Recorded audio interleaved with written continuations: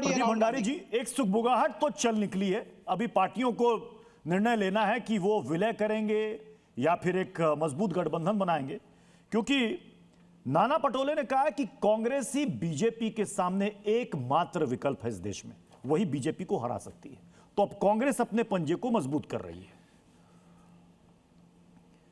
देखिए प्रत्युष जी, कितनी विचित्र विडंबना है कि कांग्रेस पार्टी यहाँ रीजनल पार्टीज को खाने की बात कर रही है और लोग कह रहे हैं कि कांग्रेस लोकतांत्रिक काम कर रही है। एक तरफ ये भारतीय जनता पार्टी को एक्यूज करते हैं, पर सच्चाई की बात देखिए कि आज क्या हो रहा है। ये कह रहे हैं कि टीएमसी का मर्जर कांग्रेस में हो जाए, मतलब रीजनल पार्टी टीएमसी को खत्म करने का काम कौन कर रही है? कांग्रेस। ये कह रहे हैं कि शरद पवार की पार्टी का मर्जर कांग्रेस में हो जाए, मतलब रीजनल पार्टी को खत्म करने का काम कौन कर रही है? कांग्रेस। पीठ में डीएमके के छुरा किसने घोंपा? कांग्रेस ने। तो आज अगर कोई इस देश के लोकतंत्र के लिए सबसे बड़ा खतरा है, वो कांग्रेस पार्टी है। राहुल गांधी ये जान चुके हैं कि उनमें ना वो सामर्थ्य है, राहुल गांधी में ना वो स्टेमिना है, ना राहुल गांधी में वो देश प्रेम है कि देश की जनता उनको वापस से सत्ता में बैठा है। इसीलिए जिस स्पीच की विवेक जी बात कर रहे हैं वो तो पूरी अलोकतांत्रिक स्पीच है, वो तो इंडियन स्टेट के खिलाफ स्पीच है। और इस स्पीच के बारे में सागा हो जाना चाहिए कि राहुल गांधी की सोच कंप्लीटली अर्बन नक्सली सोच है। आज जो लोकतंत्र में विश्वास रखते हैं, क्या वो आज कांग्रेस पार्टी द्वारा अलग अलग रीजनल पार्टीज को खत्म करने की ये जो उसकी साजिश और कॉन्स्पिरेसी है उसके खिलाफ बोलेंगे? क्योंकि कांग्रेस ने तो पूर्व में भी ऐसे ही किया है। तृणमूल कांग्रेस का जन्म किससे हुआ? कांग्रेस से हुआ। एनसीपी का जन्म किससे हुआ? कांग्रेस से हुआ। आर्टिकल 356 सबसे ज्यादा किसने लगाया? कांग्रेस ने लगाया। पहली कम्युनिस्ट सरकार किसने गिराई? कांग्रेस ने गिराई।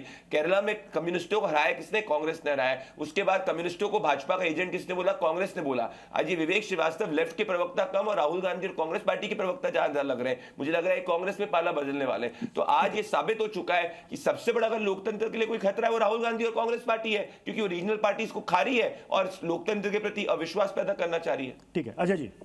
प्रतुष जी, देखिए प्रदीप भंडारी बहुत बढ़िया सुरक्षात्मक प्रवक्ता है, लेकिन इनके अंदर डुअल सिम है।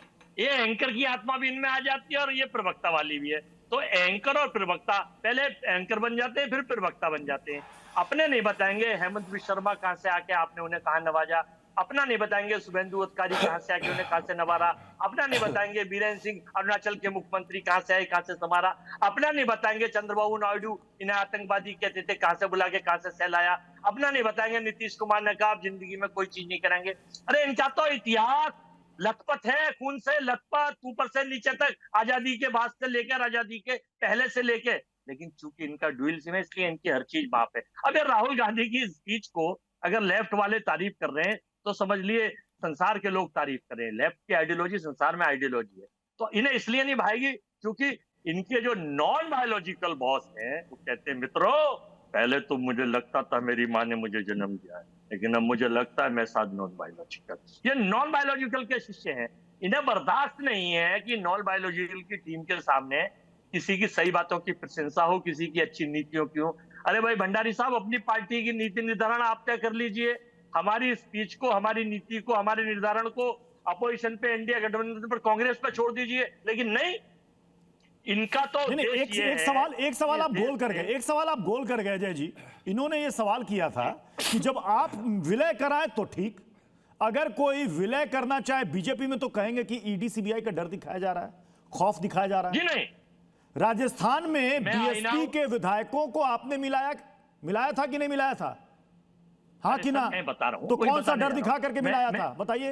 देखिए मैं आईना हूं, दिखाऊंगा दाग चेहरों के, जिसे बुरा लगे वो सामने से हट जाए। राजस्थान के विकास के लिए, राजस्थान के मजबूत संगठन के लिए, राजस्थान की जनता की मांग पर और राजस्थान की जनता की मांग पर बीएसपी के विधायकों को अपने साथ मिला लिया, जिस पर मायावती बिफर पड़ी। कह रही एक बहुत बड़ा धोखा दिया है इस पार्टी ने, कांग्रेस ने। लीजिए प्रत्युष जी, सुन तो लीजिए। हाँ। डिमांड के ऊपर अशोक गहलोत साहब ने बुलाकर ये सारी चीजें करी गई। हम ना तो बेजा इस्तेमाल ईडी का करते, ना सेंट्रल एजेंसियों का करते, ना सीबीआई, ना आईडी, ना इनकम टैक्स, ना ज्ञानेश मोदी।